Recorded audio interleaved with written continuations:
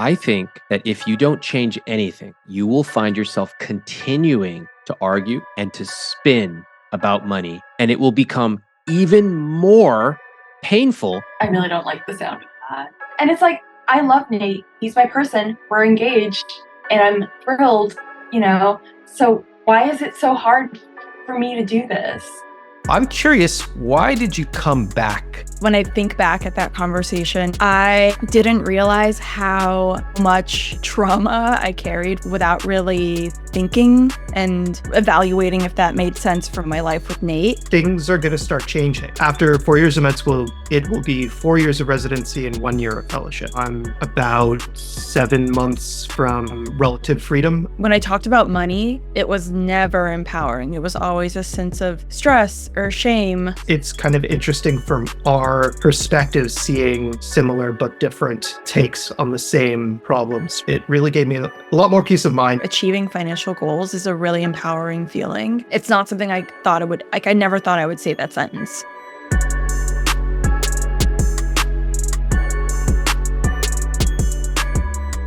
This week, we are back with part 2 of Nate and Serena's follow-ups. This is one of my favorite original episodes ever.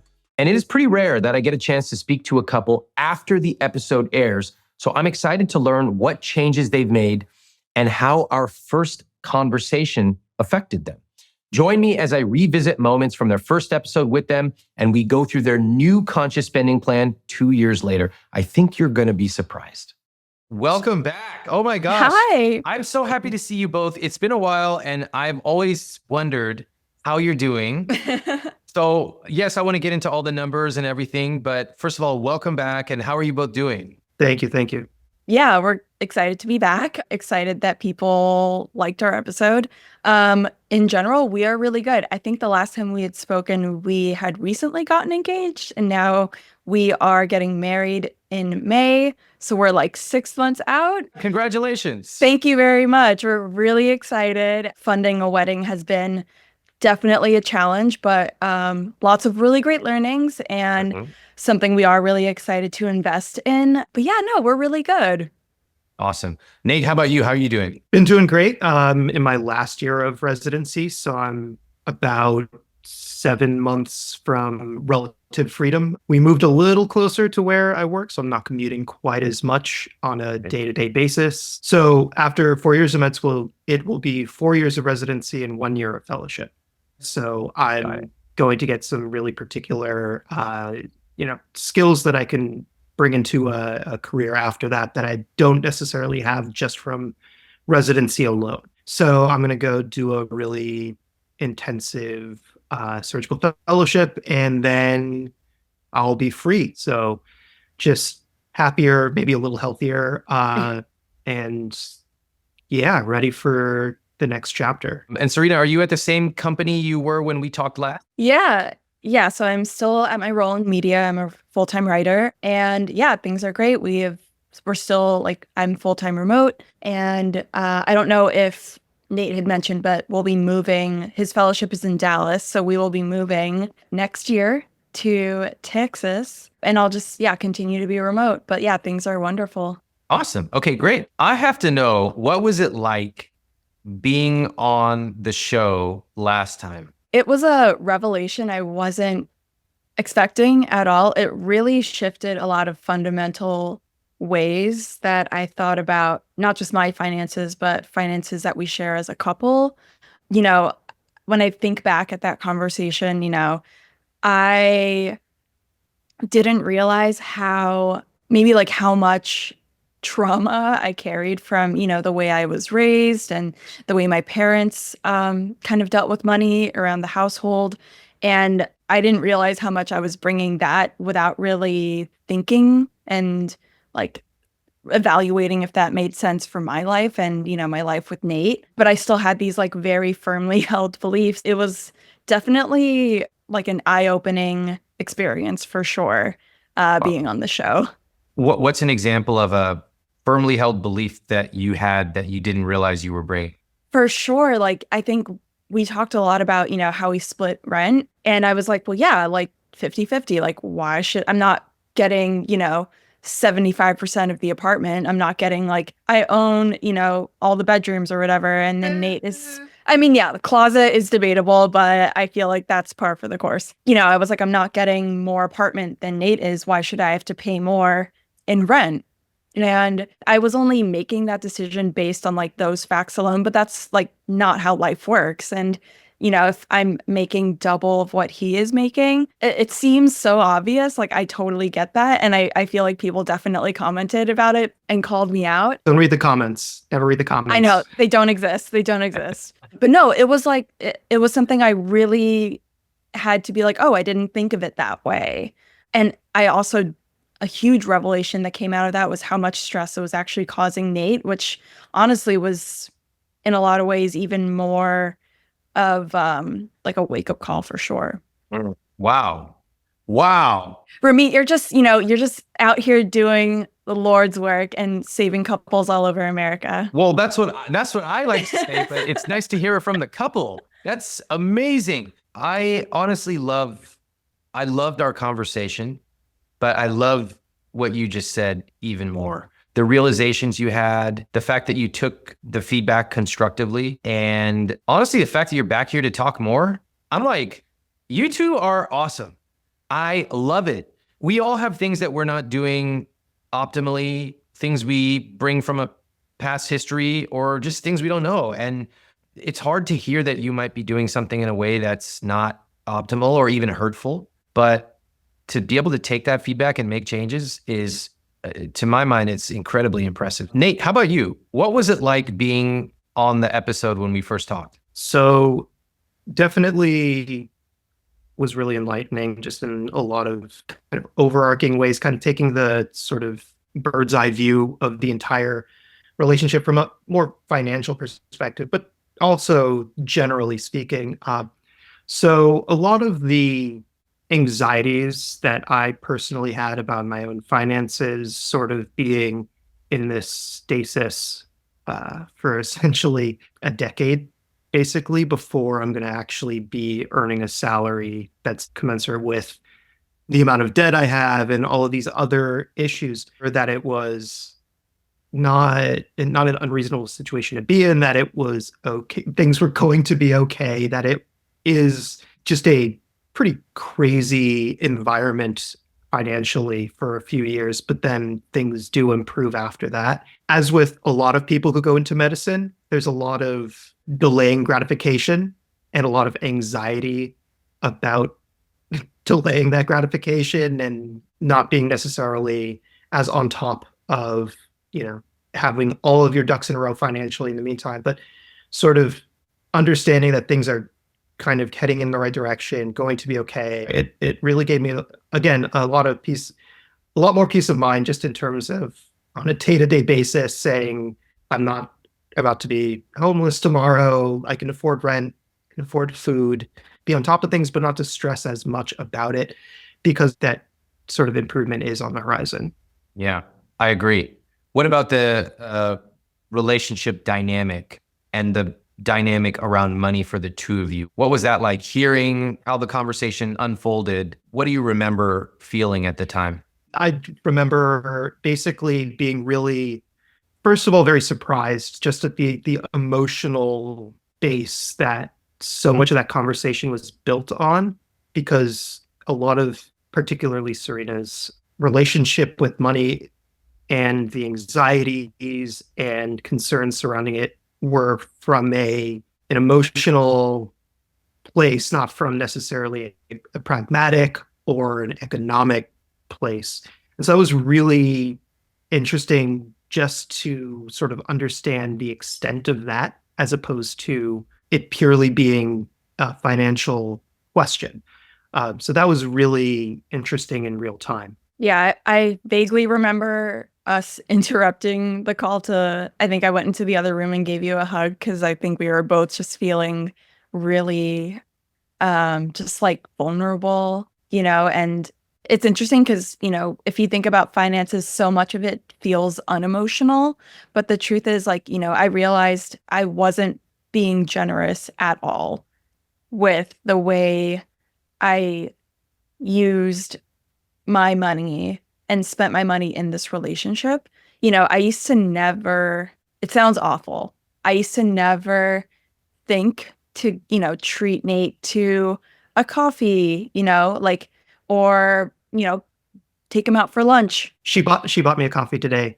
I did. That's improvement. In my mind, like the idea of me being generous was like, we can go like 50-50. And I mentioned that, you know, I do like to be like, if it's a nice date, you know, I want to feel, or like if it's my birthday or whatever, it's like, I do like being treated. It makes me feel like a priority and something that Nate is like wanting to invest in, but I wasn't even doing the same for him. And I kind of didn't realize that because I was like, I'm already so great and I do all these other things to like show him that I care. But the biggest thing I wasn't doing was like one of the top things I was asking for.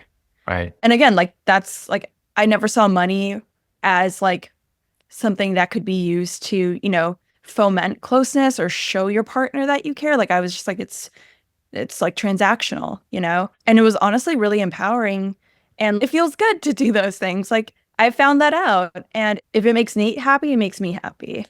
Honestly, I love watching their reactions right now. I feel very proud of how far they have come. And I'm so impressed with both of them. Do you notice how them watching that original conversation allows them to zoom out and see things they didn't see at the time? For example, Nate was feeling trapped when he was talking about his financial situation. He just felt this mounting student loan debt, no end in sight. Now he's shifted his perspective. He's zoomed out. He knows that medical school debt is temporary. And he knows that with his incoming salary, he's going to be able to wipe that slate clean. That is a simple but very powerful shift in perspective. It can also apply to you. If you have credit card debt, it can feel overwhelming, daunting. But if you zoom out, if you run your numbers in a debt payoff calculator, suddenly you realize this is temporary. I'm in control. If I pay $50 a month more, I can shave it down by years. Suddenly, you don't have to feel so out of control. Second, it's fascinating to hear Serena talk about her own perceived generosity. Before our first conversation, she perceived herself as generous, but Nate didn't really agree. Remember, she believed splitting rent 50-50 was generous because that's how she experienced money as a child. But now she's shifted her perspective around on generosity. And I think she's actually truly generous with Nate, which brings them closer, which deepens their relationship. This is why I do this show. Let's watch as I show them a clip of our first conversation where Serena had a revelation around her lack of generosity. And watch what happens. You mentioned you took a break when you were talking to me and you both got up and gave each other a hug. Yes. I remember that moment. I wonder if we can take a look at it. Oh my gosh. This is so like cheesy, but I just want to run over and like give you a hug right now. Like, Are you talking to him or me? Oh, both of you guys. Go give him a Can we hug. have a You guys hug can give break? each other a hug. You're I want a next hug door to break. each other. Go Okay, ahead. I'm taking a hug break. Go ahead. Oh, this is so sweet. This is amazing. So Hug they're break. both getting up. He's going into her room. She's got the dog in her Wait. hand. Oh my God. There's me. So And he's the here. dog He's just still here. disappeared Be from angry. frame. Wait, do this on camera. Hey, I want to see this. He wants to see. Come here. I'm like the leering dude Oh. watching this couple give each other a hug. If it doesn't happen on camera, it doesn't. What There a we nice hug. Look go. at that. I love that. That is beautiful. You guys are too cute. Oh man. What do you notice about that beautiful moment?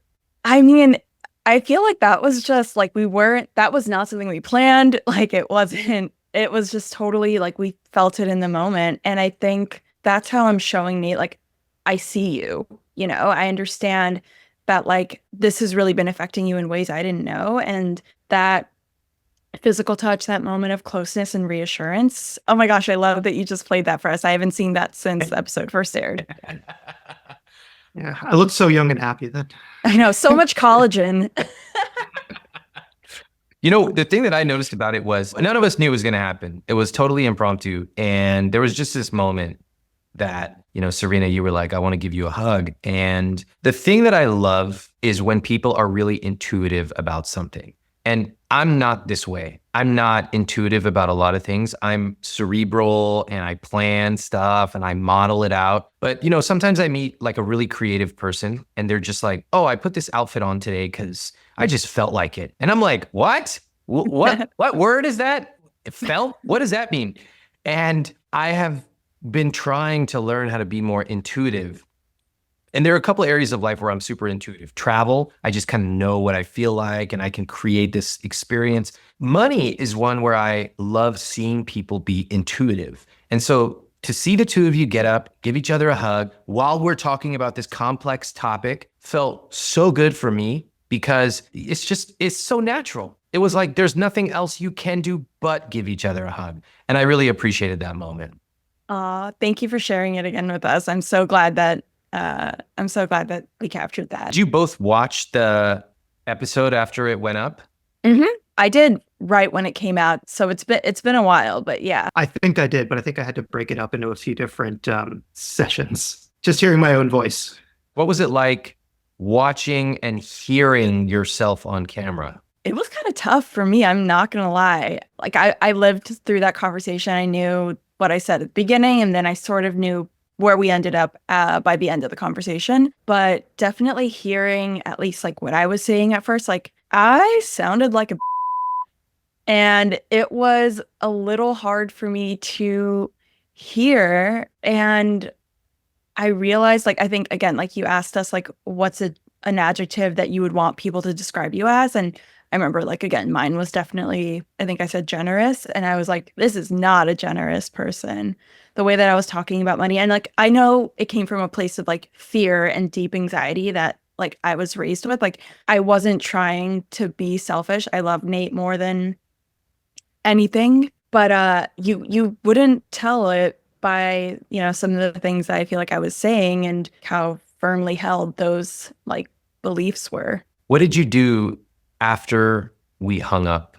Do you remember what you did right after the episode? So we sat on the couch where I was and kind of debriefed a little bit. And we kind of just had a conversation about where we want to go, where we want to be in the future in terms of our own, interpersonal relationship and like what was important and what's not important. And it kind of sparked that conversation that I think more played out over the next few days.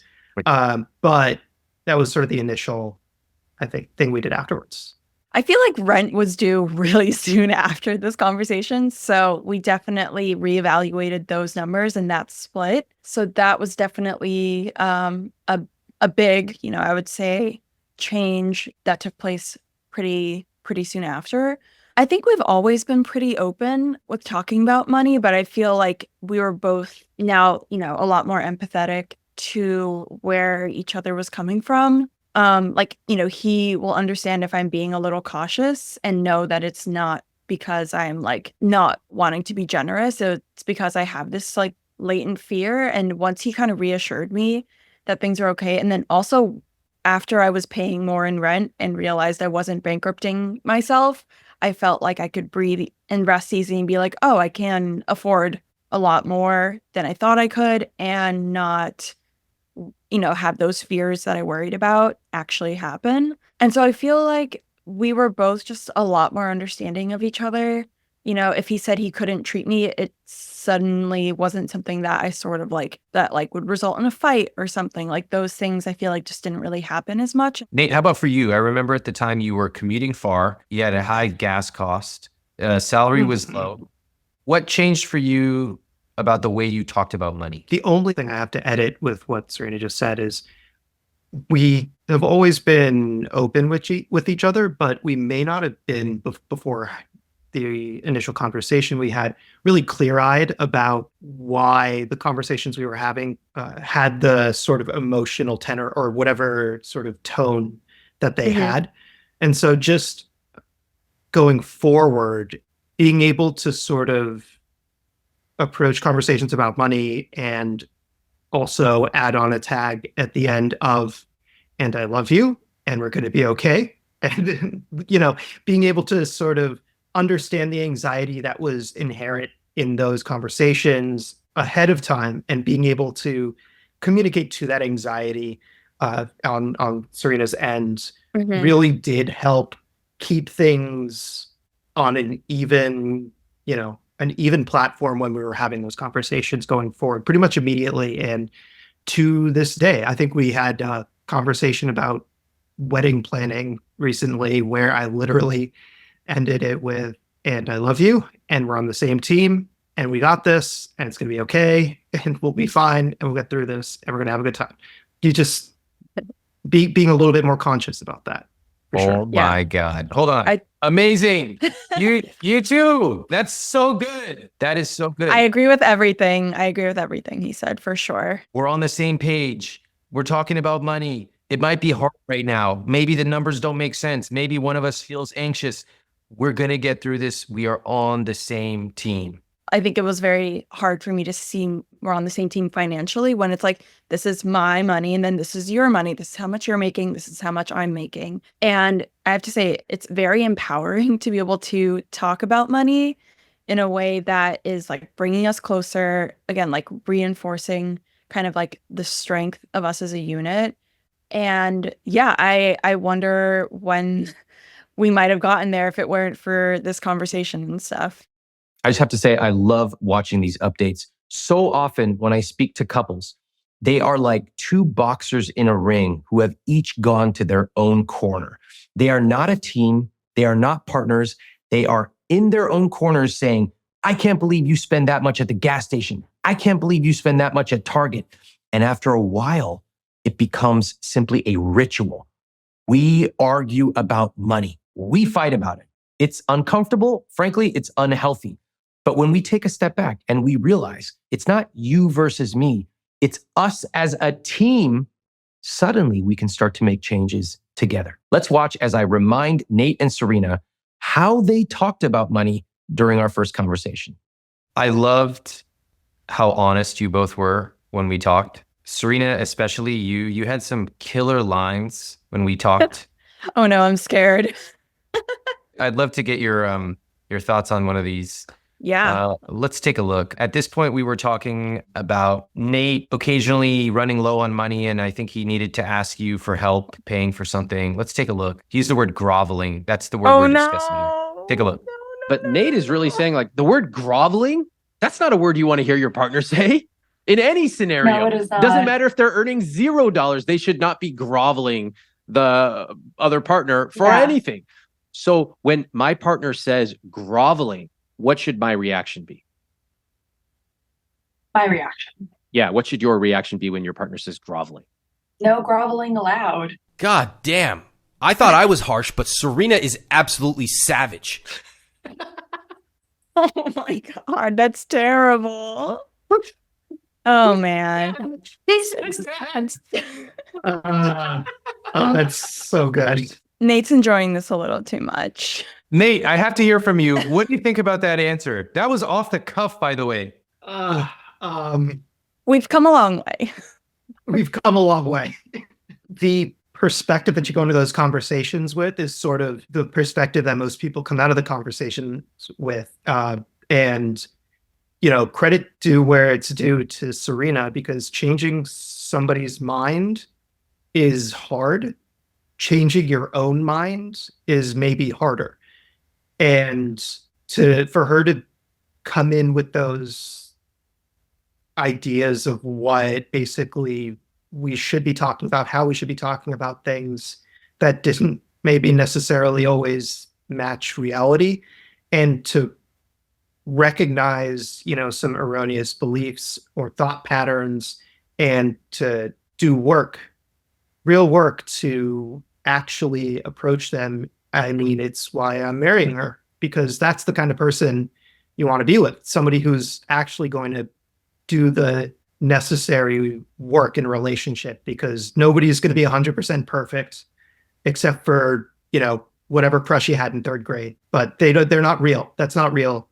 None of it's real life. And so I really appreciate that ability that she has to even if it takes a couple of conversations, we'll understand and try to grow from there. My face is so hot right now, Rami. I did not expect those receipts to come out, and I am floored. What do you see when you see that clip, Serena? I mean, like, I'm cringing so hard at myself right now because it's not the person I want to be at all. You know, I wish if I could answer that question again in 2024, I definitely would want to say if that is how you're feeling, then like that is something that like I need to work on and like understand why that is the way that you are feeling and like figure out what I can do so that you don't feel that way. It's like that is not a team player. It's kind of hard to watch. It's like definitely embarrassing. I'm glad that it's out there because hopefully if one person could relate to that and it made them sort of, you know, rethink the way that they are, then I'll be really, really happy and excited that that could help someone. Wait. Serena, you helped a lot more than one person, just so you know. Really? Yes, there are a lot of people out there who have the same beliefs you had. They like to believe that they are generous, but they're not. They're focused on their own fears, letting them guide their relationship with money and with their partner, not thinking about the impact that it's having. And maybe their partner isn't particularly skilled at speaking up and articulating these things. Maybe their partner's really busy and doesn't have the mental bandwidth to grapple with this. But I will say, you know, I love that clip because, like, first of all, it's just so funny. But what I really love about it is that you were so honest. And that was the thing I appreciated about both of you. You came on, you were not trying to be some, have some persona for YouTube. You literally were as honest as you could possibly be. And I think that's why people resonated with our conversation. Now, some of it was uncomfortable to hear. I think, Serena, you've acknowledged that. And that's okay. Part of the reason that I have these conversations is that the stuff we talk about behind closed doors sometimes is uncomfortable. But my God, you were as honest as possible. And then what is even more amazing is here we are, a couple of years later, the way you both talk about money is transformed. It's not just money, too. We've started doing this exchange where even if we don't believe that, you know, I did something that was particularly hurtful, or something wasn't necessarily my fault, or the reaction isn't necessarily what your intention was, you know, it incited sort of a negative reaction. Being able to stop and say, okay, well, regardless of the intention, regardless of where I was coming from, like, I'll explain that mindset, but it still made you feel a certain way. And so it's real how you're feeling, regardless of whether or not I believe that's what my actions are trying to foment. It's actually happening. So you have to acknowledge those feelings as they exist. You can't just brush past, you know, often a kind of extreme emotional reaction or intense emotional reaction and ignore it. So have you two gone to therapy since we talked? Yeah, actually. It sounds like it. That's a compliment. I love it. Were you doing that before we talked? We individually were, but we have since done a couple, you know, we see a couple therapists currently. I'm not the first person to say that, you know, like couples therapy can be kind of like scary. It can sort of bring up feelings like, is there something wrong with my relationship? Is this not the person I should be with? But I think for us, like, it's like I'm treating the relationship with the amount of like effort and resources that reflect how important it is to me, if that makes sense. And yeah, I mean, it helps in every aspect of our relationship, especially I think, you know, I'll speak for myself going into this step, like, you know, we're getting married and we've been together for a very long time. We celebrated 9 years like a few weeks ago. But, you know, that doesn't mean that like we're coasting by any means. Conversations like the one that we had a few years ago are kind of proof that just getting out in the open and having these conversations is something that really just like makes sure that we are like hearing each other. Good. You're building the tools. You're treating your relationship with the respect it deserves. Anything important deserves respect, time, and possibly money. And I think this is a great example of doing that. Serena, did your friends watch? Oh, that's a good question. I have no idea, actually. Oh, did you ever hear anybody say like, "Hey, Serena, I saw you on this thing"? Nope. Whoa. I think I might have sent it to my sister, but I honestly don't remember. Okay. Can I ask you another question then? Now that you've changed your relationship with money, what do you think of some of your friends' relationships with money? I don't see the same amount of stress, I guess, an unwillingness to spend that treat money as something that enables them to like go have fun or have an experience and kind of just enjoy that for what it is, whether like, whereas like for me, I could go out for like drinks with a friend, but I feel like before I would still be like stressing out about like a $20 cocktail. Even if I said I was going to go do this thing or like buy this pair of shoes or like go to this wedding or whatever, it was like I would sort of torture myself in the process, Right. which like at that point, it's like, why am I doing it? But now I feel like I've kind of set these boundaries in place where, you know, if I'm committing to doing something or if I'm committing to like taking Nate out to dinner to celebrate like a win that he's had, then I'm trying to allow myself to just enjoy that moment and not let my like anxiety, I guess, uh, sort of get in the way of that or kind of prevent me from even like doing those things in the first place. I guess like that's probably the biggest difference between me and I see my friends as far Nice. as their spending habits. We had a big discussion about, I believe it was a trip to another country to visit your family, Serena, Oh yeah, Japan.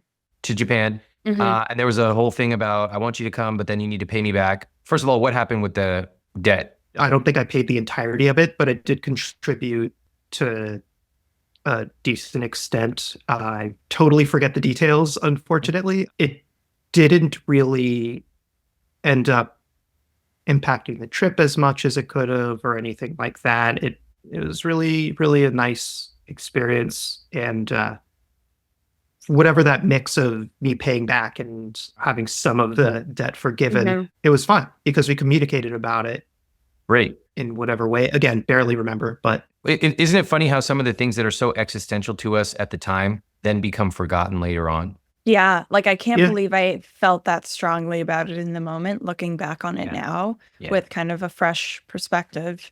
Yeah.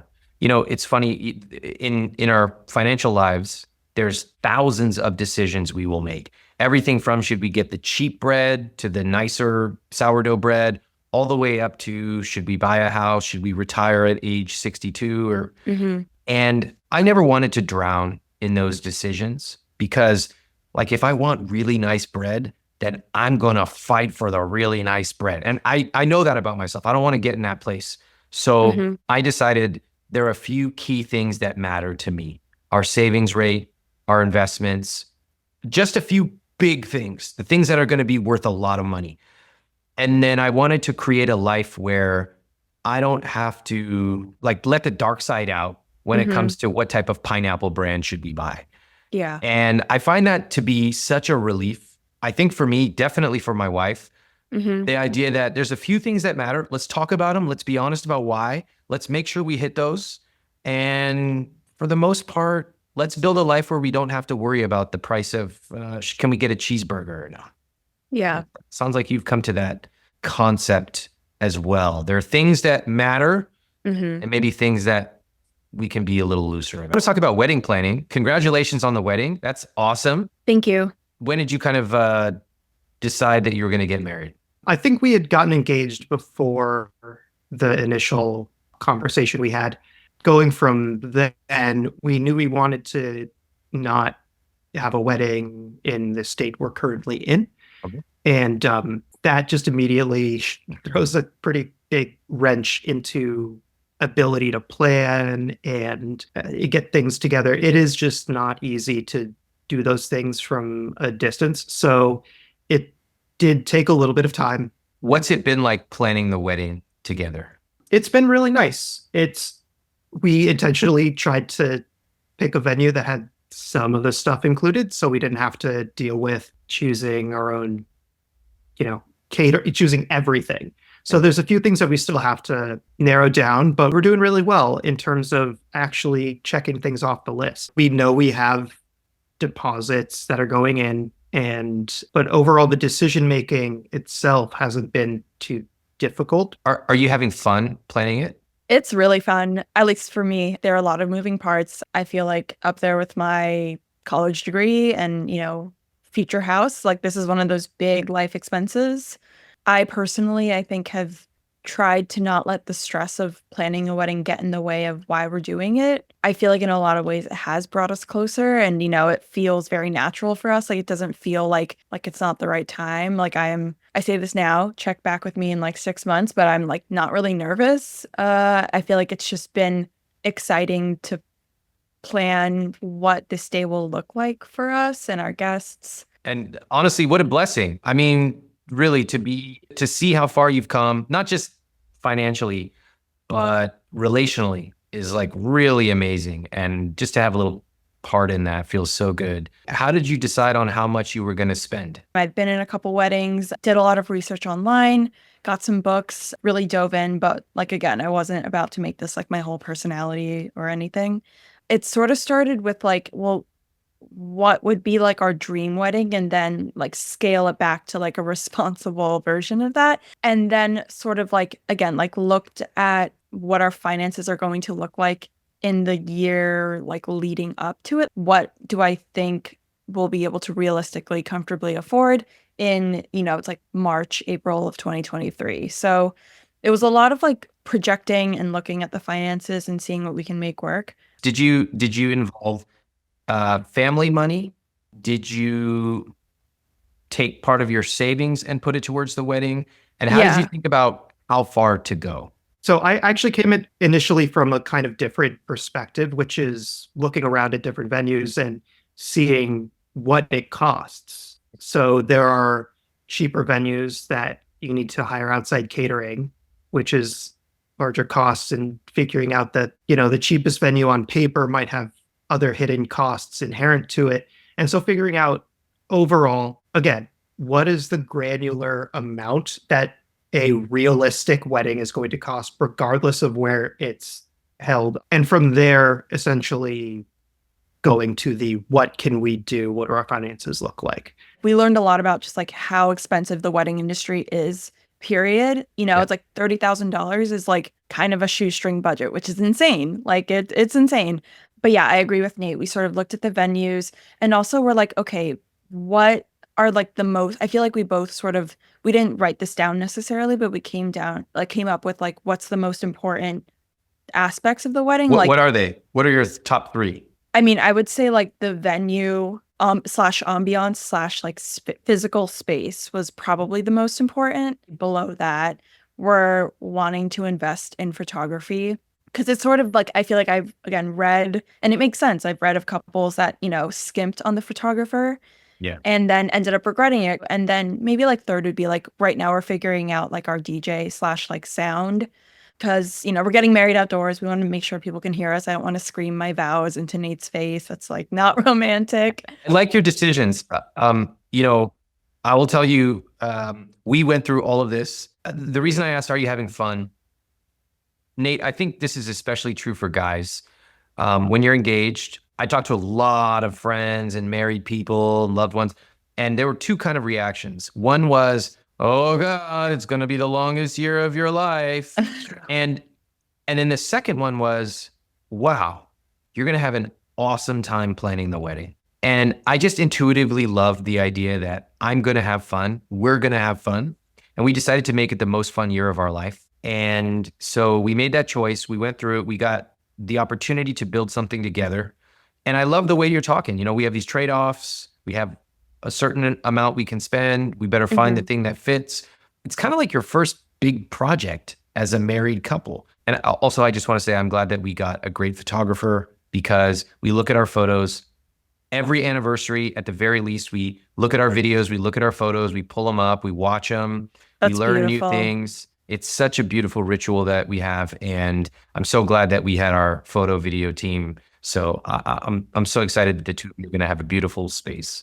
Ironically for me, like the dress is like, yeah, it's important and I want to feel great in it, but it's like a white dress is a white dress is a white dress. So You might get some pushback on that, but I know, I agree. but it's like yes, I want it to be nice, but it doesn't have to be like. I mean, some of the wedding dresses are just insane. I would feel nervous. Well, you know what I love?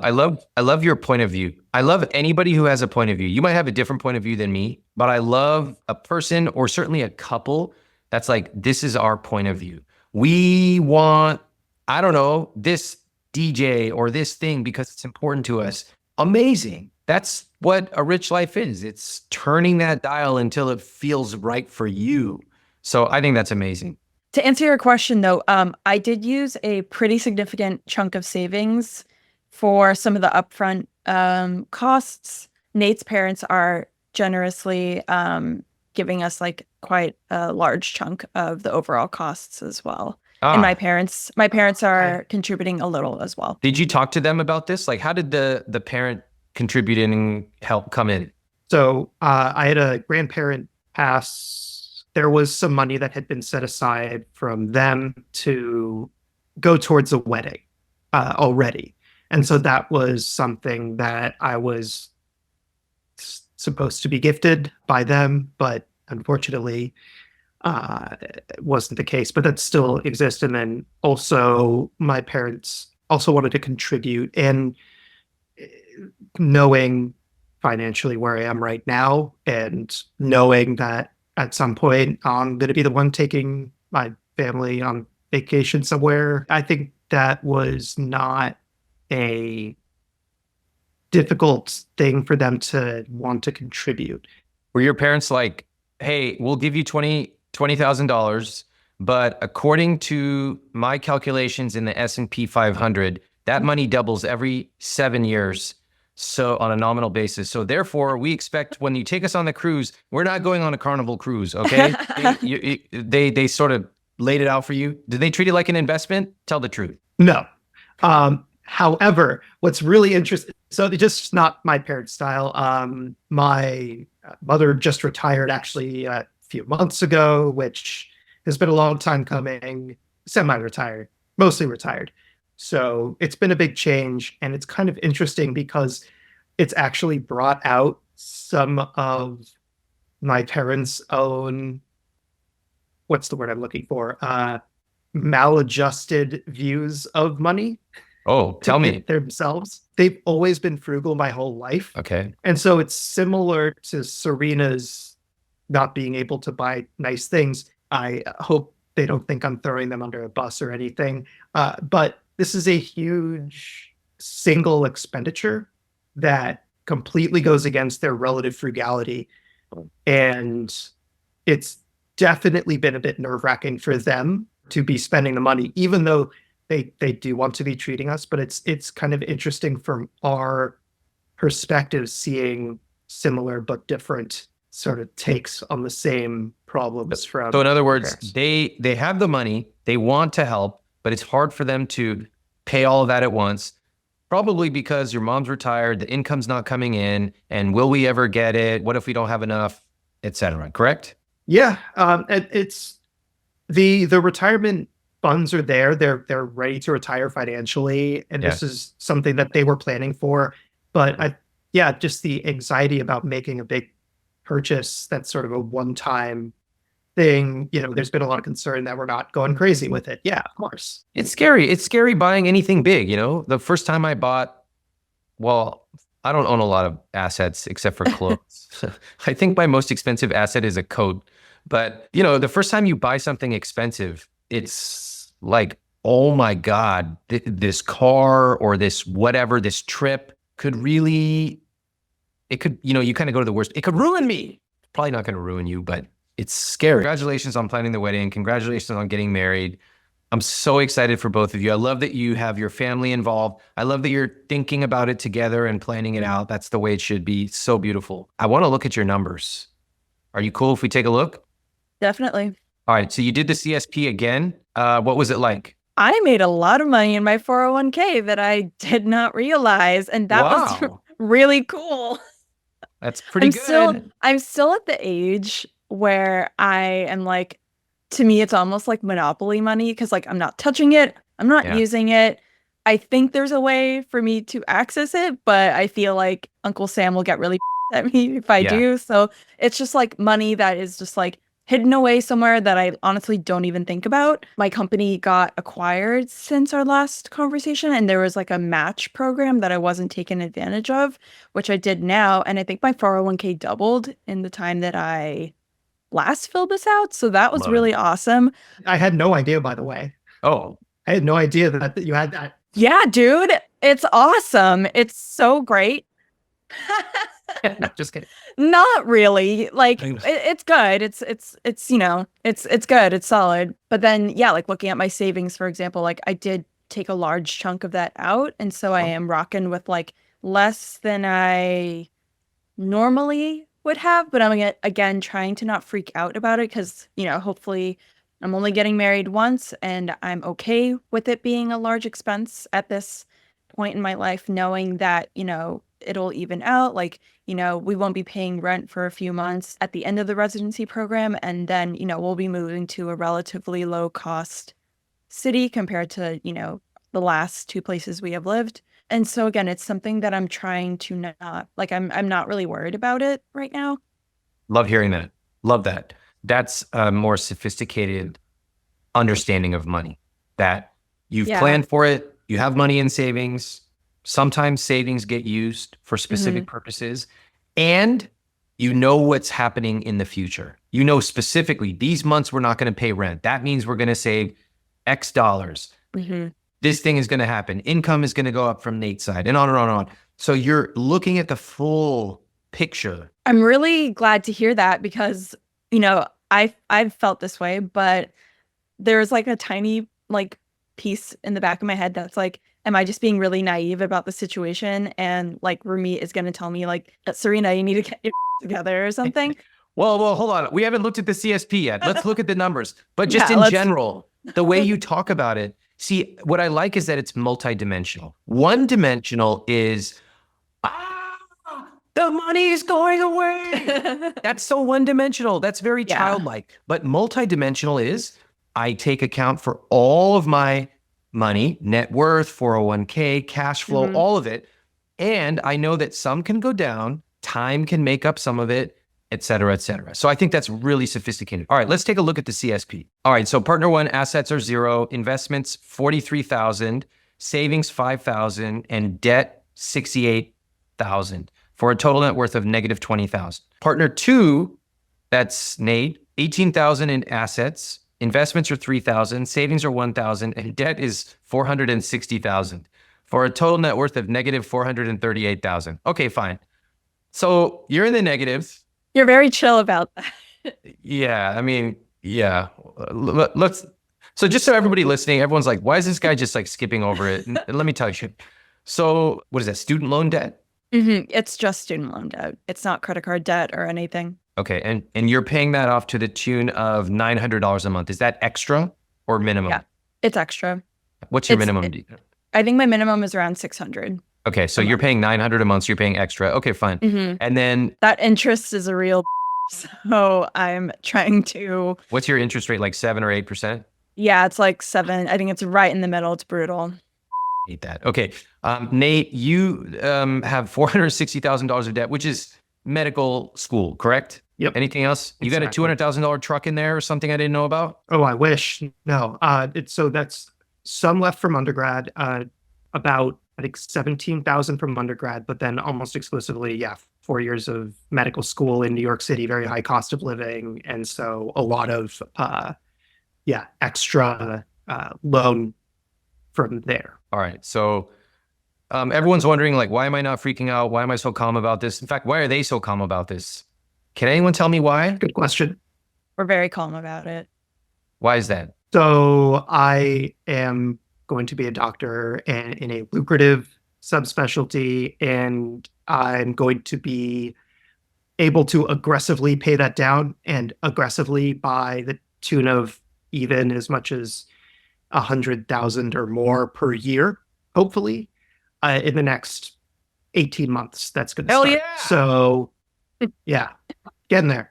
Listen up, all you American freaks out there who don't understand how it works. Yes, you should be careful of debt. Yes, of course. But also, a very high income solves a lot of financial problems. Nate, what kind of income are you going to make ballpark? I think average salary right now is around the 350s, and my subspecialty is going to be higher than that, most likely. Like how much?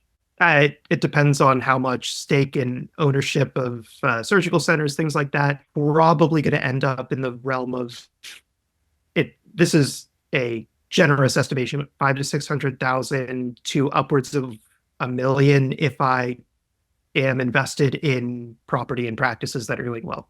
What the hell? All right. So you can see why no one's really concerned. It's like, make sure you don't lose your job, okay? And keep your hands fine. But aside from that, you can have a tremendous amount of debt as Nate does.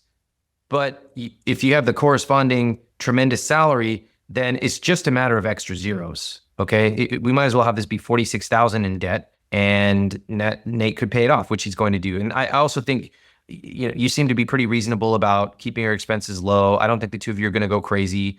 Pay it off aggressively. You'll be set for the rest of your life. It's a very fortunate position for both of us to be in. And I, as his future wife, we both are 100% on the same page. Like, honestly, like, we don't need a bigger space than what we currently have. We don't need to be like wearing head to toe Gucci every day. We really want to tackle like Nate's debt primarily in those immediate months, years of when he's making more money.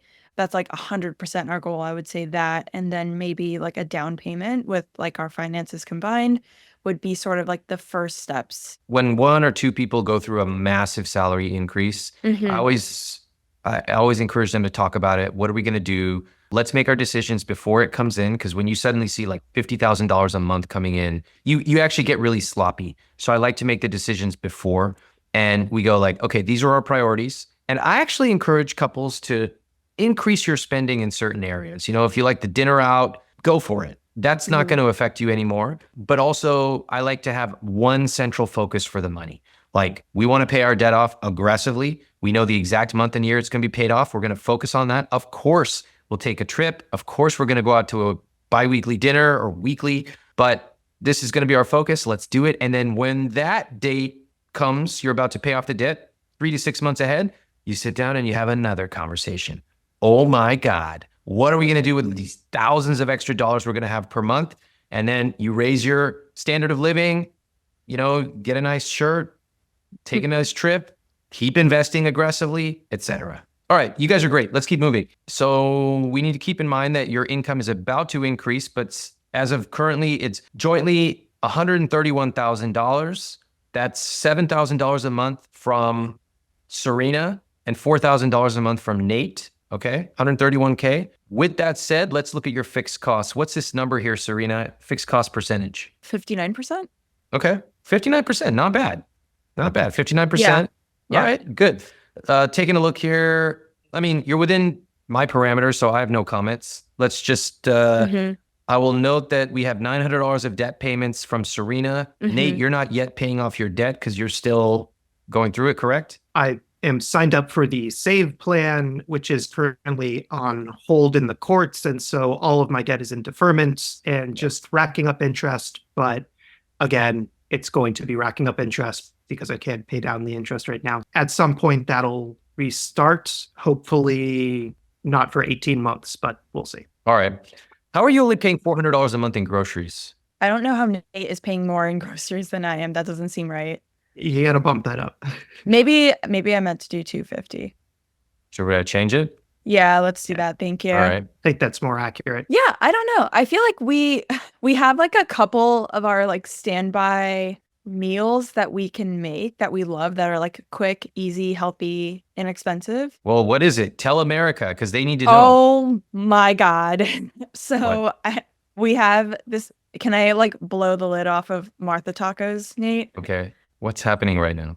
So we call them Martha Tacos because the queen herself, Martha Stewart, we found this recipe because I had actually tried and reviewed Martha Stewart's like meal delivery service. It's called Marley Spoon, free plug. It was great. And one of these recipes, like, we're not gifted chefs. We're both fine, but we can make the most fantastic taco dinner in like 20 minutes flat. And Okay. I wish I could price this out, but it has to be like maybe like $15 total. Hold on. How is it possible that the two of you are doing a better plug than I've ever done for any of my sponsors on this show right now? How is that possible? We're available, We're available. for a We're small fee. available. Yeah. Jesus. I'm going to tell my producer, we got to hire you all because I think you're way better than I am. Yeah, no, and like, we still like I love to order in food. We love to go and like get dinner once a week, I would say is about once twice a week. What kind of place do you go to on a weekly basis? I feel like we'll usually do something like middle range / divey Okay. whenever we sort of feel like it. Sports bar that we could go and watch a football game or something on Sunday. Yeah. Have a deer to Okay. burger. And then maybe like once a month we'll do something nice. That's Yeah. Yeah. Okay. Who pays? I think we've been alternating lately. What do you think, Nate? Or like just splitting? I don't even. Yeah. Mostly splitting, probably. So because of from having those conversations previously, it feels less onerous to split it because I know that in the near term, if I get to the point where, okay, I just had to pay for an oil change or my car repairs or whatever it is, and I can split this meal or whatever, I am confident, I trust that Serena will actually say, oh yeah, makes sense, and will help out, or vice versa. If she's feeling particularly anxious and relapsing anxiety-wise, then I don't mind covering it because I know that basically we're coming at it from a point of cumulative equity. We're over time equaling things out. And it's also like, it's a lot easier for us to have the conversations of like, do you actually mind getting this one? Like, Nate has said that to me. And I'll say, you know what? Like, sure, I got this. And then I put my card down and then that's kind of like the end of that, That's so awesome. things The like apocalypse that. doesn't happen. Life goes on. Yeah. Literally, like I don't, like my credit score doesn't just plummet as a result. So things like that, again, like I would agonize over it. I might, it might be a point of contention. Now sort of is like, yeah, we're fine. I don't think Nate is trying to, like, he's not trying to use me as like a sugar mama, although I love that for me. You'd be a terrible sugar mama. I would be so bad. Okay, let's keep looking at the CSP here. So we're at 60%, and let's keep moving along. Investments are at 3%. Now, Serena, I believe you are doing some pre-tax stuff. Is that correct? Mm-hmm. How much do you know you're doing per month? Ooh, I do not know. Do you have a sense of your percentage from your paycheck? I believe it is 6%. Okay, and they match it what? They match up to 4%, I think. Okay, so let's just like ballpark it to make it easy math. Let's just say $700 a month. Whoa. Okay. I just put basically 10% of your income in there. So that's 12%. That's pretty good. That's pretty good, Great. Okay. And that's mostly yours. But let's keep moving along. Savings goals are at 12%.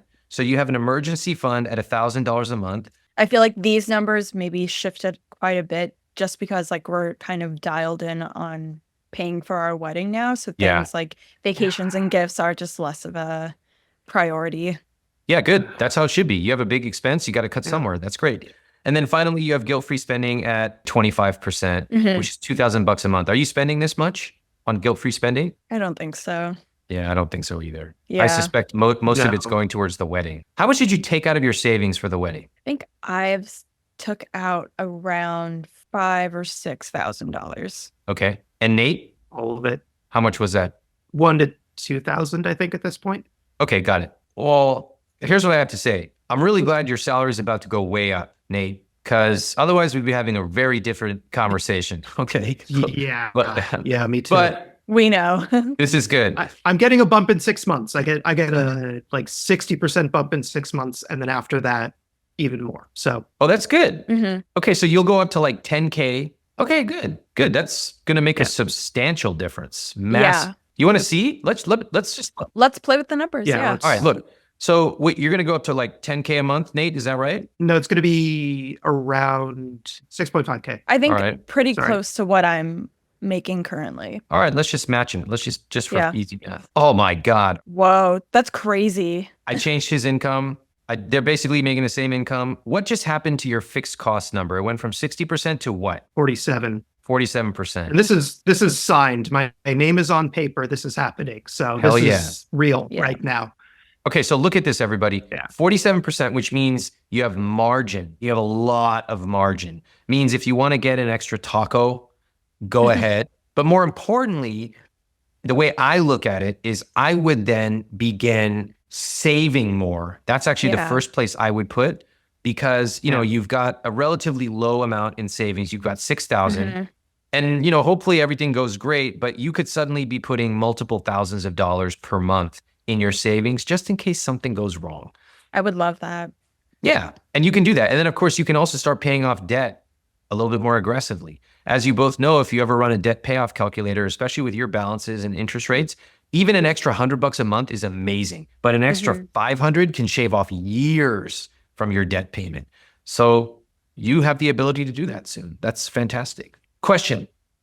Do you combine your money into a joint account or not? We don't currently, but it's something we're like right now actually talking about. Okay. I feel like it was just something we weren't going to do before we get married, even though I know some couples do it once they move in with each other, which we've been living together for a long time. If only there was a book, chapter 9, which shows you the exact account setup that's called Money for Couples. We'll have to give that a read. Because yeah, it's something that we are currently looking at. We just don't want to get like screwed over. Yeah. Because Why? I think you may have talked about your distaste for Bank of America, and I've had the Yeah. same Bank of America account since it was my first bank account when I was like 15. This is a good time to start a fresh start. Yeah, and so I just want to make sure we are making the smartest decision with where we end up. It's working fine. And honestly, Yeah. you two are not married yet. So if you came to me and asked, I would say, no, don't put it together until you get married. But I do think after you get married, there's a couple of reasons I would encourage you to combine your money. One, simplicity.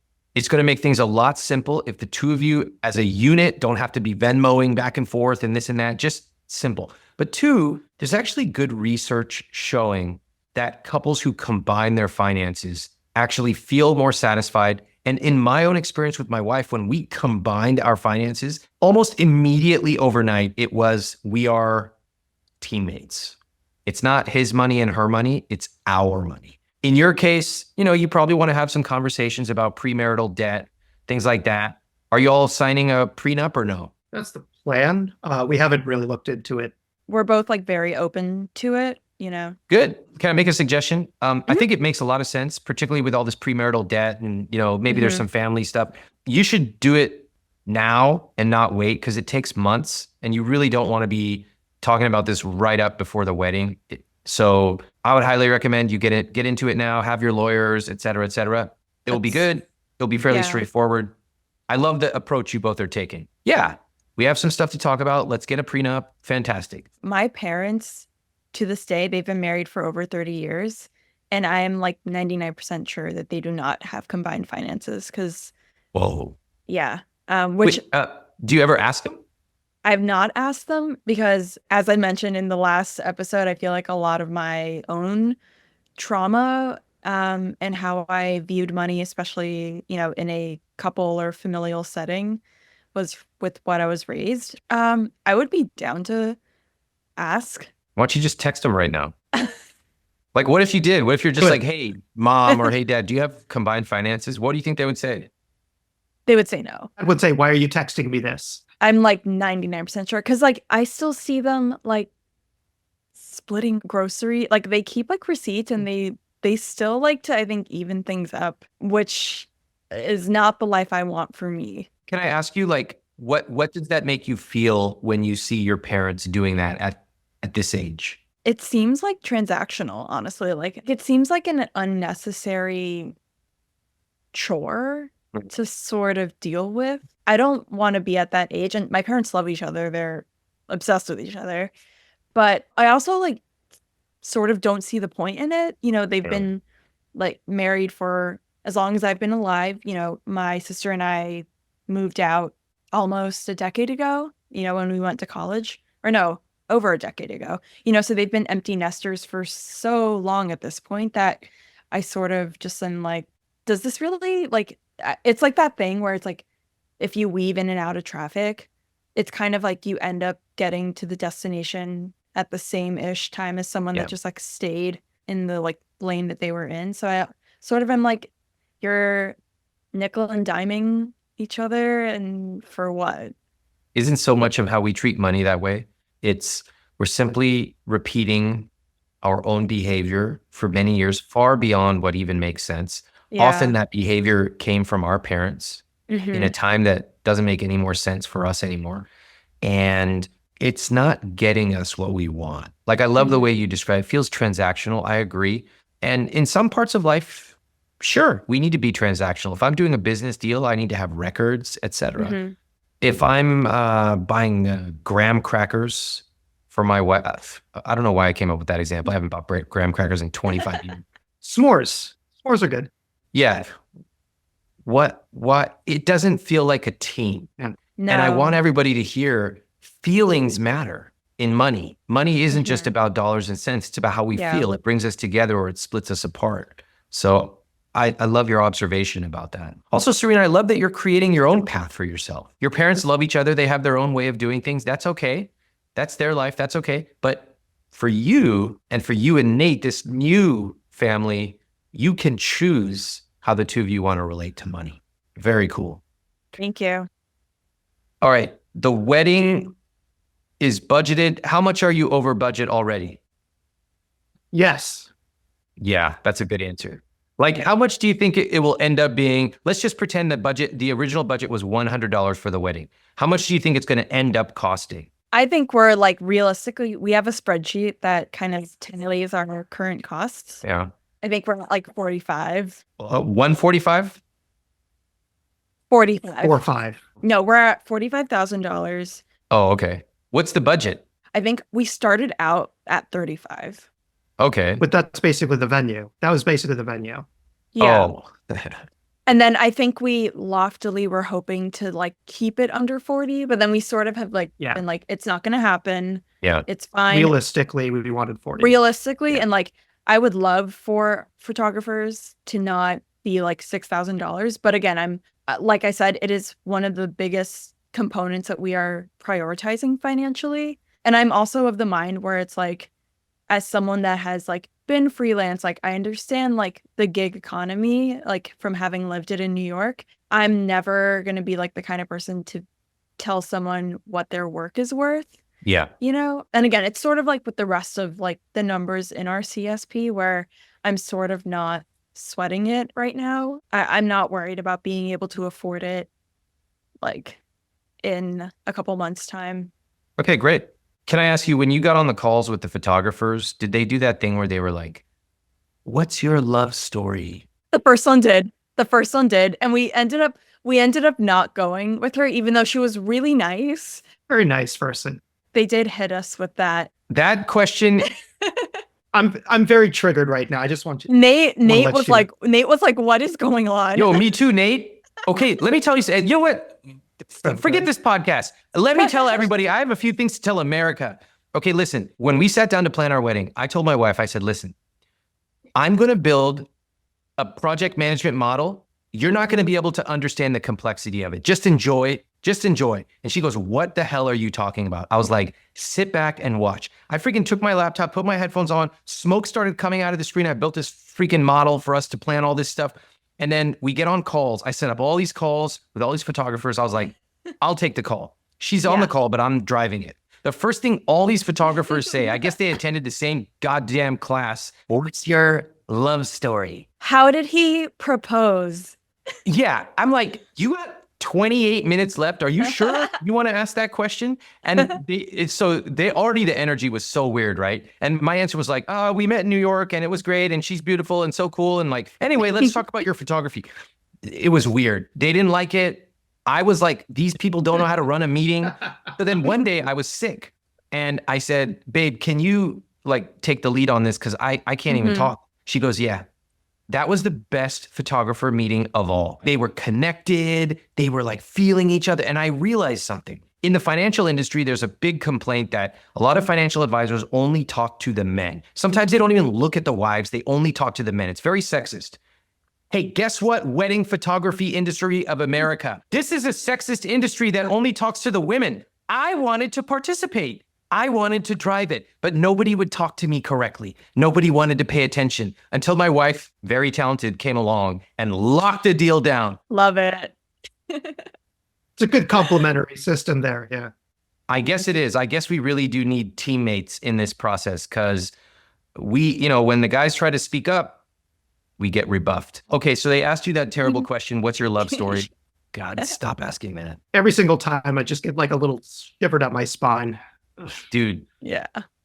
Yes, this needs to be talked about and investigated more. Oh, okay, here's what I want to talk about. Let's just look at the CSP again because I want to compare it to the old CSP. I got a few questions for you.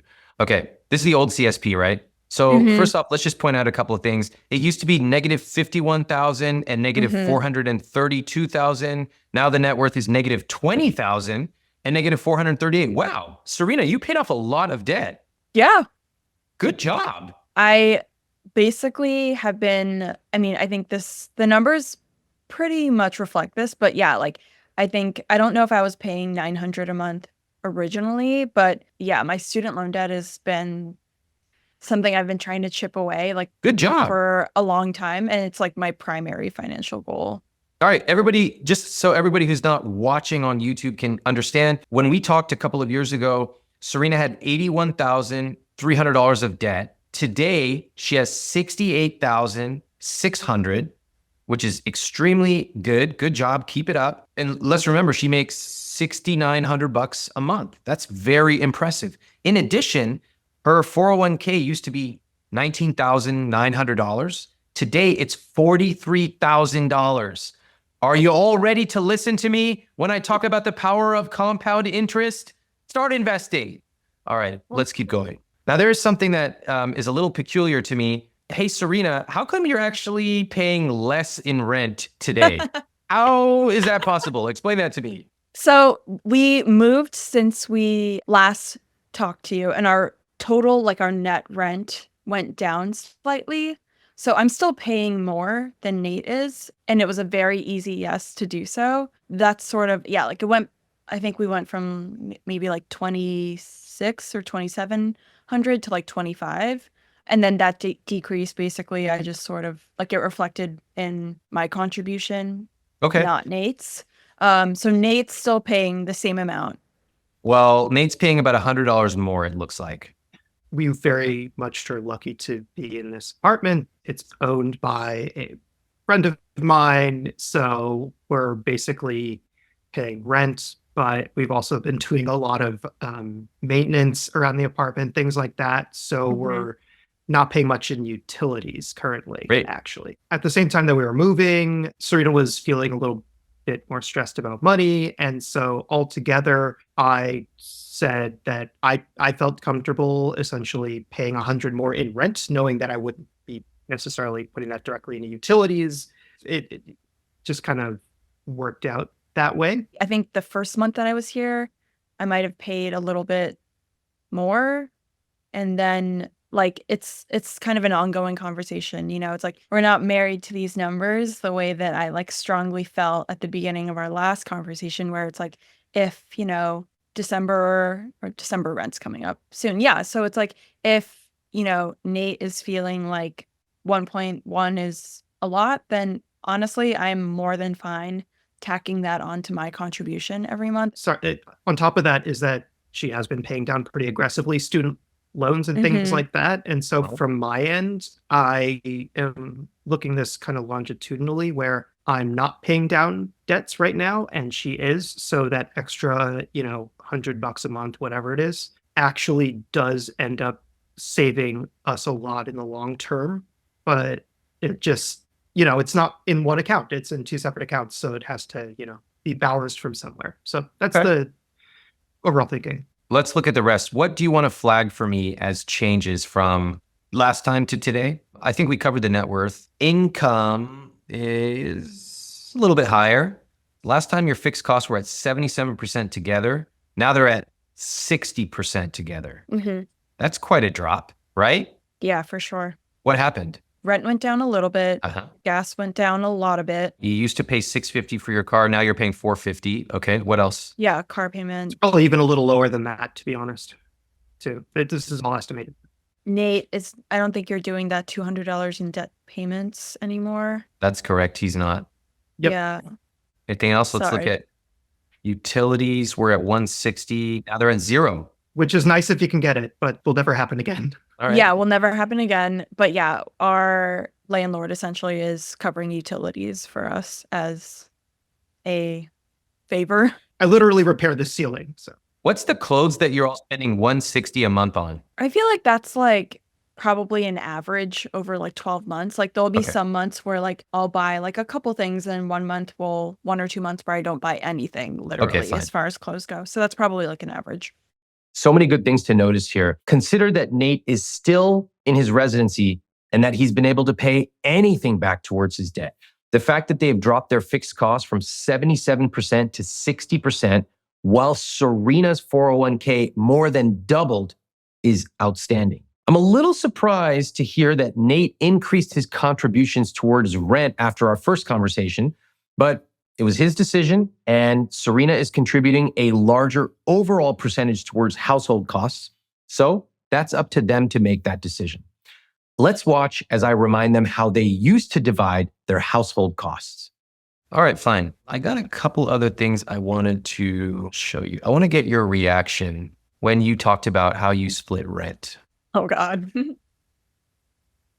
$1,260 combined. I pay a little bit more than half. no, it's Huh? it's $2,560 total. Damn it. I'm terrible at math.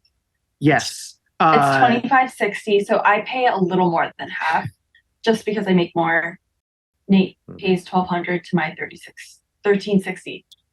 How'd you come up with those numbers?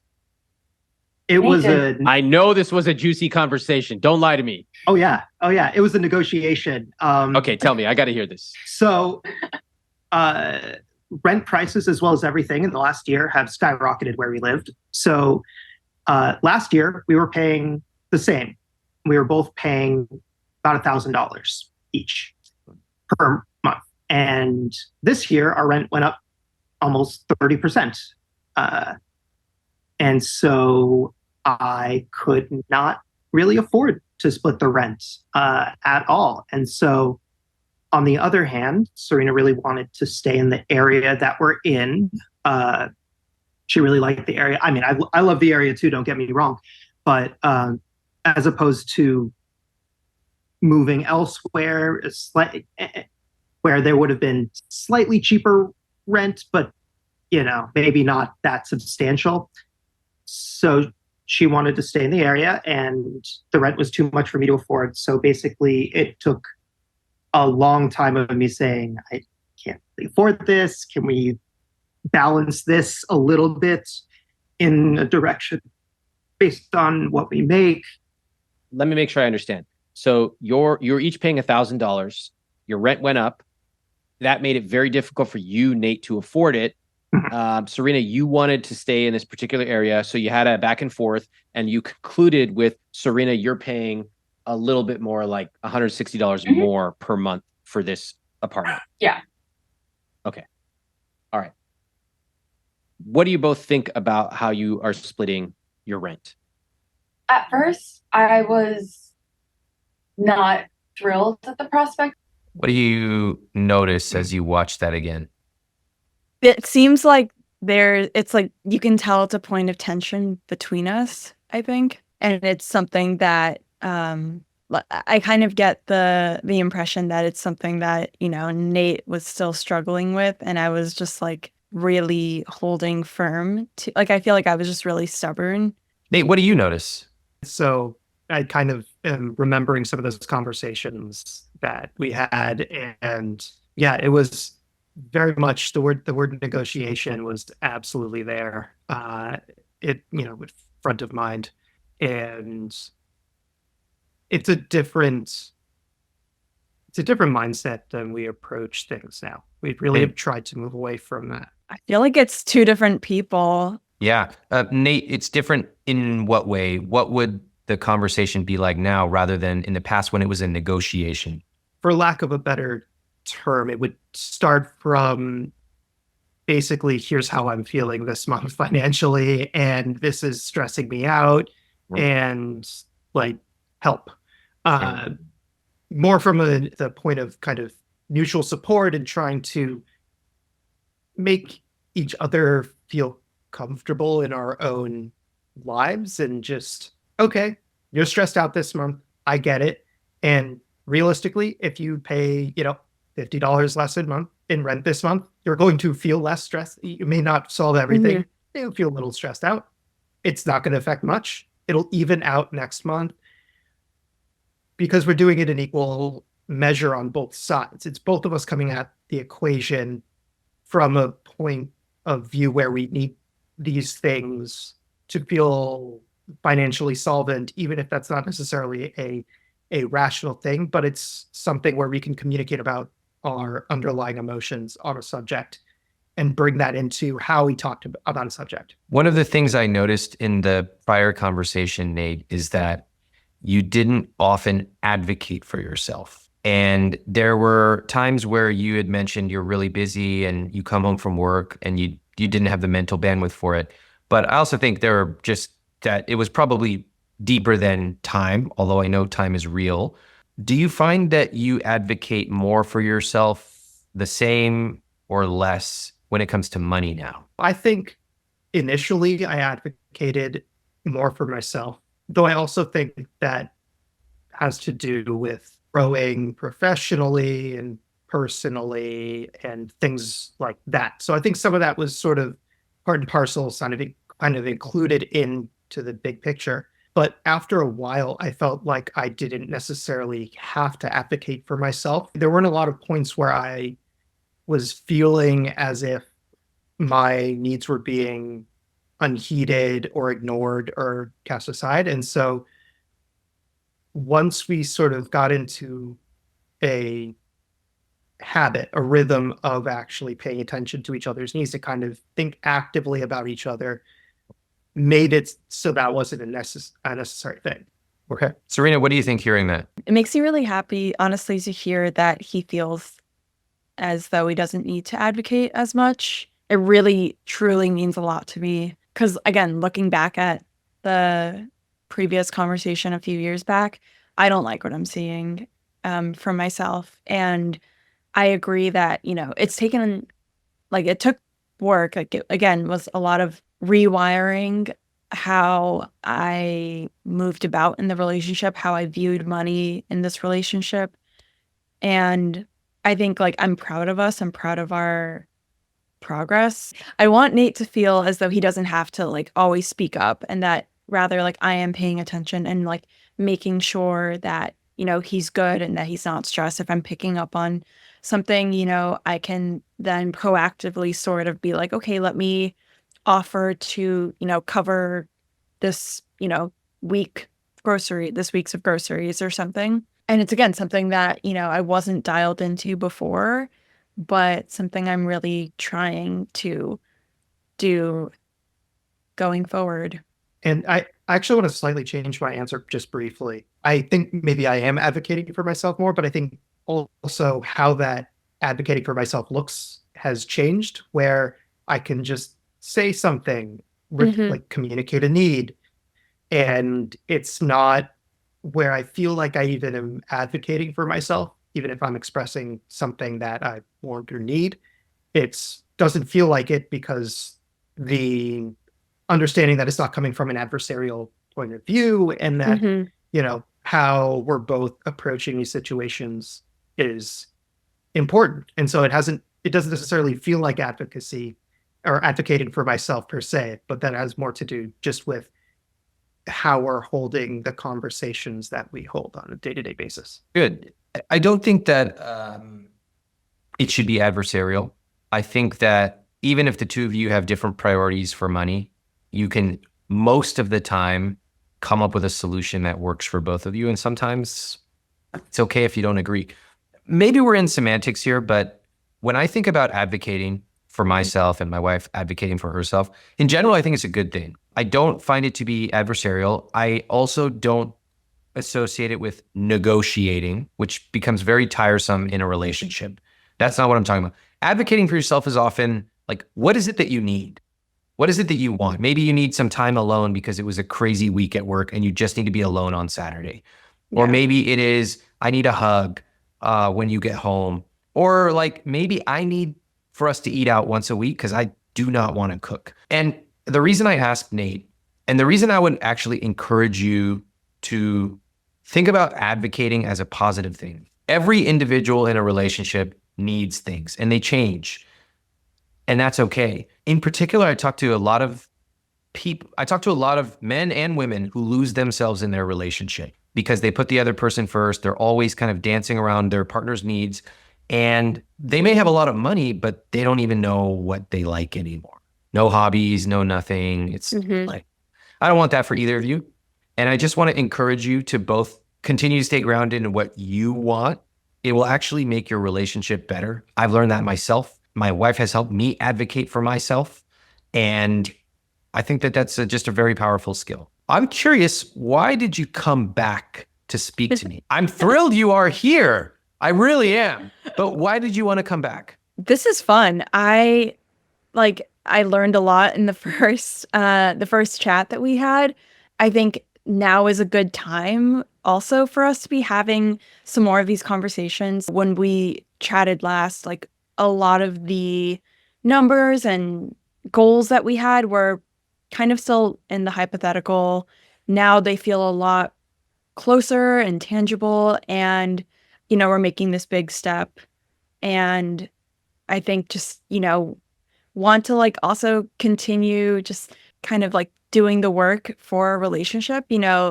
I think it's clear what a big difference having these like really frank, candid, vulnerable conversations about money.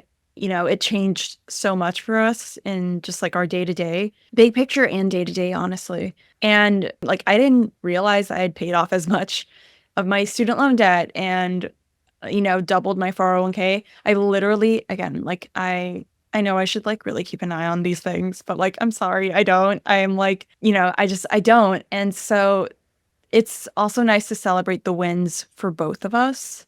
It's a good feeling. I love that. Nate, how about you? Absolutely. Just with things sort of on the horizon, there's granular day-to-day, small number of addition, subtraction problems, but it's just become increasingly important to not lose sight of, keeping your view pointed forward. And as, I come to the end of this sort of impoverished relatively and very a lot of debt, that ended that kind of chapter. Things are going to start changing.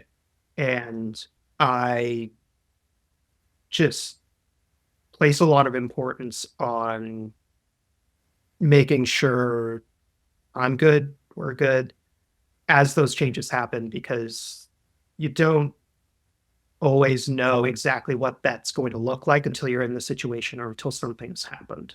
I really want to not make the mistakes that I saw growing up. That is something that is really important to me, and like also coming from someone that like I still have a lot of questions about finances and those like big decisions.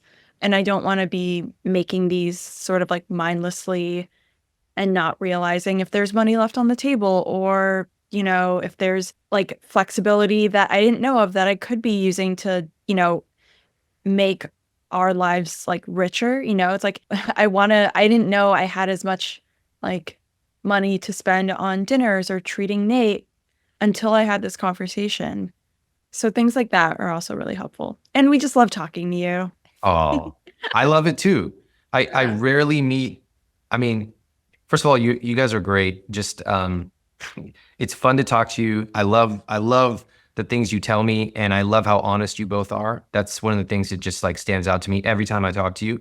Honestly, to see the journey you took from where you came the first time, the fact that I know our team reached out to you like, hey, just want to let you know what's up, the comments. And I remember your comment back was like, yeah, we don't mind. It's okay. And I thought that was so cool. You were our first video podcast. And it was a whole new thing we did. And it was so cool watching you both. And then seeing where you came in 2 years is quite amazing. The thing that I especially love is that you both talk about, quote, doing the work. And it's clear that you have put in a lot of work.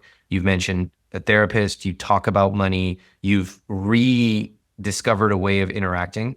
When I think about my own relationship, I think, when you get married and you're together for years, you realize that there are certain things you look for in a partner that maybe you didn't think about when you were dating. And definitely for me, the ability for someone to take feedback is important and to develop themselves, because life is going to change. It's going to throw lots of stuff our way. We got to be able to take it, accept it, make changes. And I feel like the two of you are a perfect example of doing that. So I'm really thank you. impressed. Thank I'm you. so proud of you. I love having these videos of the older, the younger you, and then we can just see it and look how far you've come. It's such a celebration. Do you have any questions that I can answer for you? I just want to make sure, if you do, that I have a chance to answer them for you. I had a question about savings accounts. Okay, go ahead.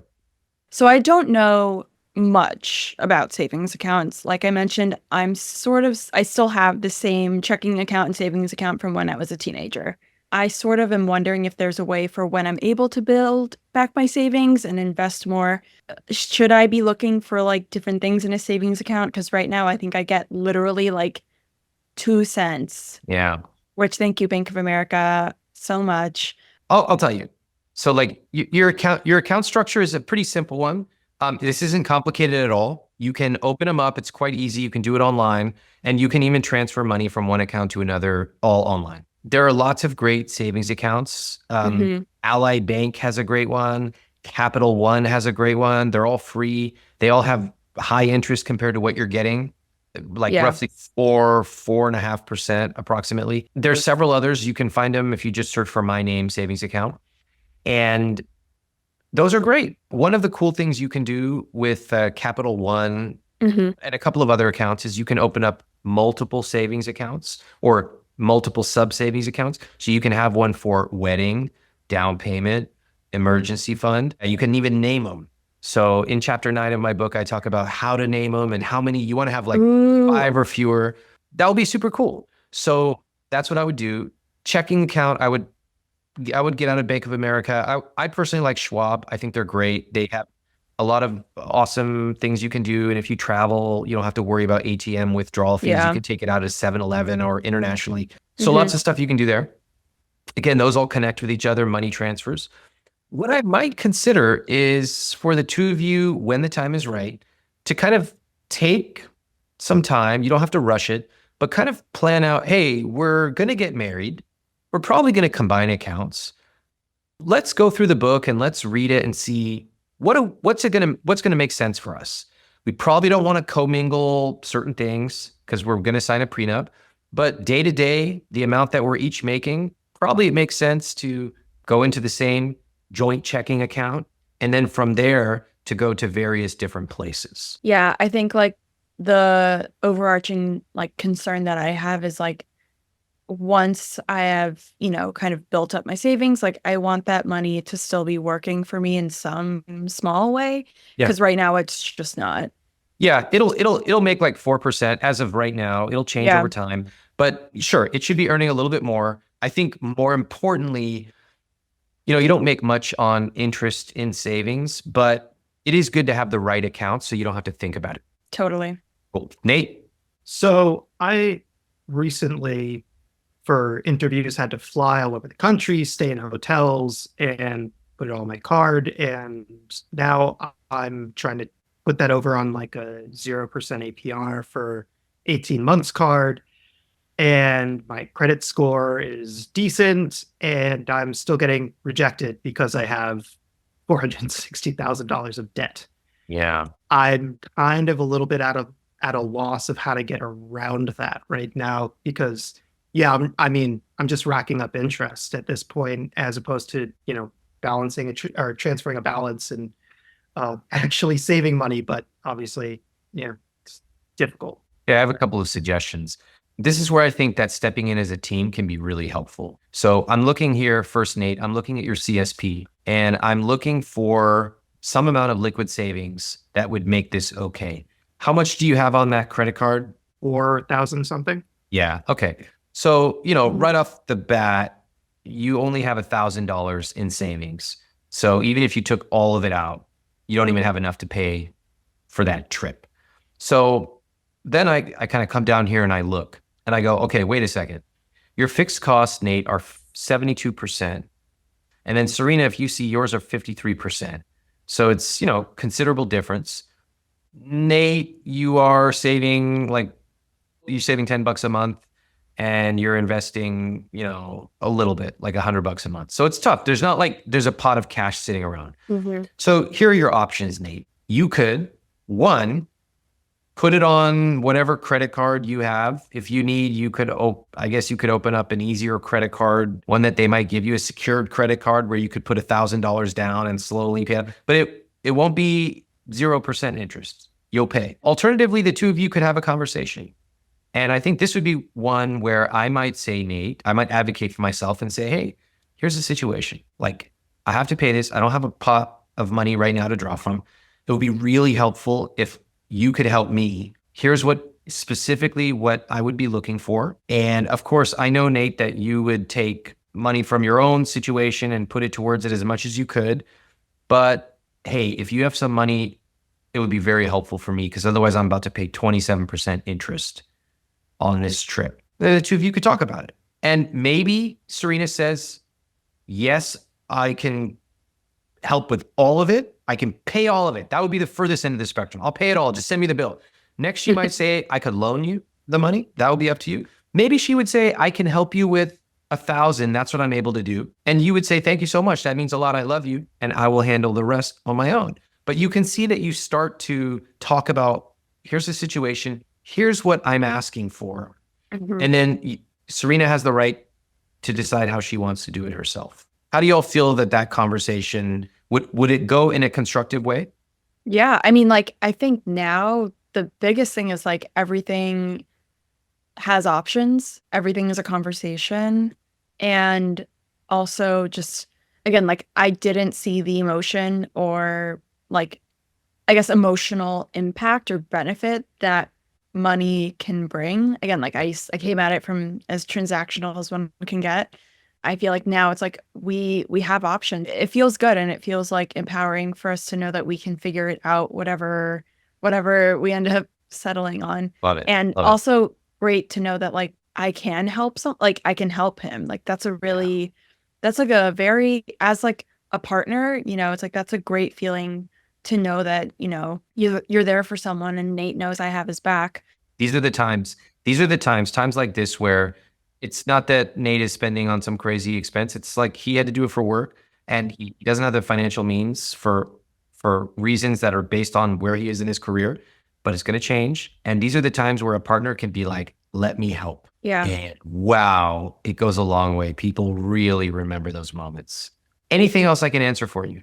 Is there anything you wish that you knew before you got married, or any just like financial advice you would give to like a couple in our shoes? Like, we haven't bought a home. We want to, we want to pay off student debt, that's like another big financial goal. But yeah, like, is there anything that you don't see people talking about that is actually like a very solid game-changing piece of advice?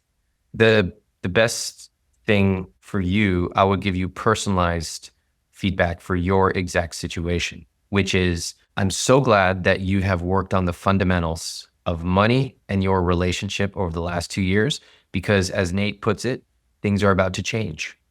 And the amount that you made in a year is going to be coming into your accounts in about 2 months, maybe 3. And that really changes everything. And I want, just like you've gone through the process of planning your wedding and enjoying it, that's actually the same thing you get to do. And it's even better. Hey, our finances are about to change in a massive way. what does it mean for us? Of course, we're going to pay our debt off. Yes, we're going to put the majority of the extra money towards that. Yes. But what does it mean for us? And dream and really say, you know, for me, it's important that we go out to dinner once a week. Once a month, I want to go to that place. And then once a quarter, I want to go to that awesome place. I want to see our family XYZ times a year. And you get to have these dreams. And because of the hard work and the partnership the two of you have put in, get to live it. Don't skip that part. That's actually the best part. I'm excited I appreciate that. Plan all that. And I'm excited to plan it with him specifically. Yeah. Yes. The two of you. I love that. I feel so lucky. You are the first video podcast I did, and you are the first follow-up that I've gotten to do. And I truly did not expect to hear what I heard today. I'm so glad that I did. Last question for you. What has been the most surprising part of this experience of talking to me and learning about money on Money for Couples? When I talked about money, it was never empowering. It was always a sense of stress or shame.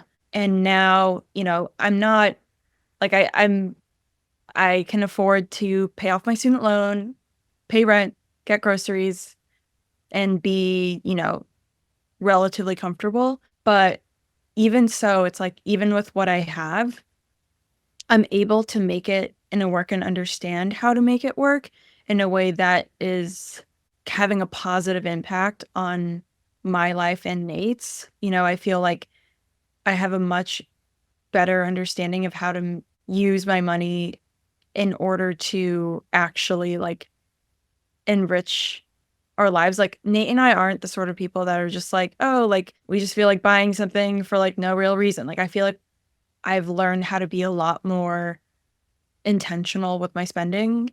And it's a great feeling because like for a long time I was sort of like just like going through life and not really thinking about spending. I'm not like understanding, you know, these things. And I'm just hoping, I'm like going through life and hoping I don't get audited, basically. And now we have these goals and I can see like tangibly like, oh, like, yeah, like I'm like making and achieving financial goals is a really empowering feeling, I think. And it's not something I thought it would, like, I never thought I would say that sentence. Amazing. Congratulations. That's awesome. Nate, how about you? The realization of conversations about money and conversations about your relationship are built on the same structure of how to hold a productive and good conversation. If you can't talk about your boundaries in a relationship or whatever other issue, then there's no way you're going to be able to talk about your boundaries in finance. So all of those skills are completely mutually intertwined. And a lot of us being better about talking about money has also bled over into us talking about other decisions, other plans, things in our relationship that once you have the tools and the structure to talk about important things, it applies to everything that's important, not just one thing, not just money. It does go beyond that. And it's been pretty critical in terms of, you know, sort of changing how we approach a lot of things in life. And if I can gas Nate up for a second, he has put so much work in achieving his career goals, you know, from the beginning of our relationship. You know, like I've sort of been in my career and growing in my career, whereas, you know, right out of college, whereas it is like the slowest of slow burns, and Nate is so patient. And, you know, it makes me so proud to see him achieve this, not just because it will affect our future family and myself, but I know this is something he has worked so hard for, and it's been a pleasure and honor to have a front row seat and to kind of like support us through this stage. Like even through all the ups and downs, you know, and there were many, Ramit has them on tape, you know, it's like, I can't wait to look back on this chapter of our lives and know like we did that work and, you know, got through it together. That's a really good feeling. Well, I'm super happy to get a chance to catch up with you. It's great to see you. You both look great. The way that you communicate is like it's truly at a different level. And I'm really proud of both of you. Congratulations. I want to thank Nate and Serena for speaking with me. Our first conversation was one of my favorite episodes, and this one makes me even happier. What I noticed is they took this seriously. Money went from a source of stress and frustration, something that was driving them apart through resentment, to something that could actually bring them together. That is exactly why I wrote my new book, Money for Couples, and that is what I want for you. Money should not be something that divides you. Money should be something that brings you together. For a lot of couples, when they see money, they see confusion, overwhelm, and a confusing spreadsheet with a bunch of decimal places. I see convenience. I see being able to take a date night once a month. I see being able to take a family trip to Disneyland. And if you use the techniques in my new book, you will know exactly what to say, when to say it, even how to say it, so that you can begin living your rich life together.